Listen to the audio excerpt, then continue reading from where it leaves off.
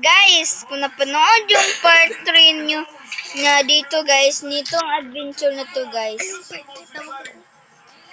ay ano guys, ano na tayo ay, ano guys, ano na tayo guys, part 4 na tayo guys.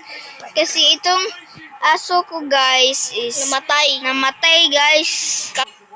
Ito guys, oh, kita nyo namang ang ano nito guys, ang pangalan R.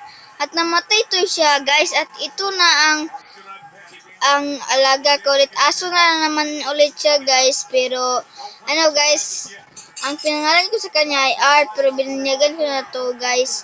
At guys, nalulungkot kami dito guys, itong kasama ko na si Shane. Kasi umalis sila, Johnny at Habitat, yun po naman yung kasama ko nung part 3 guys. Nakakalungkot.